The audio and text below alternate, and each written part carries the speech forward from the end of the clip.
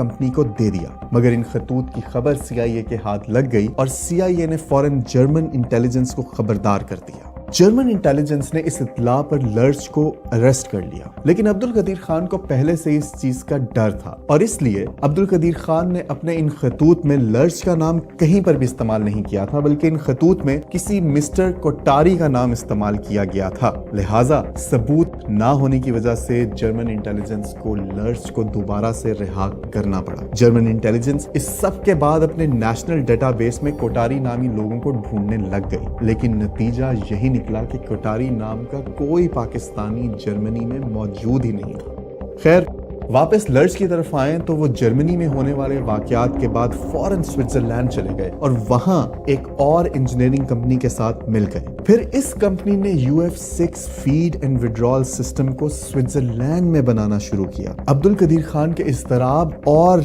इसरार पर दिसंबर 1984 की क्रिसमस की छुट्टियों में भी इस कंपनी में दिन रात काम जारी रहा और फिर 1985 के शुरू में ये सिस्टम पहले स्विट्जरलैंड के शहर बाज़ल से फ्रांस के शहर लियोन भेजा गया। इन शिपमेंट्स में से कुछ पुर्जे स्विस कस्टम पर शुरू में ही रोक लिए गए। ये पुर्जे फौरन यूरेनको भेजे गए ताकि यूरेनको ये कंफर्म करे कि ये उनके ही डिजाइन है। इस तरह स्विस कस्टम लर्च को रंगे हाथों पकड़ सकती थी, मगर यूरेनको ने ये देखा कि पाकिस्तानी साइंसदानों ने चालाकी से ये डिजाइन बहुत ज्यादा तब्दील कर दिए थे और इसलिए लर्च ना सिर्फ खुद बच के निकल गए बल्कि ये शिपमेंट्स भी स्विस कस्टम रोक ना सकी। फ्रांस के शहर लियोन में पहुंचने के बाद इस प्लांट को 3 हिस्सों में बांटा गया और 3 हिस्से अलग अलग बहरी जहाजों में कुवैत और दुबई भेज दिए गए और फिर वहां से ये मशीनें पाकिस्तान भेज दी गई। ये प्लांट तो पाकिस्तान कामयाबी से पहुंच गया,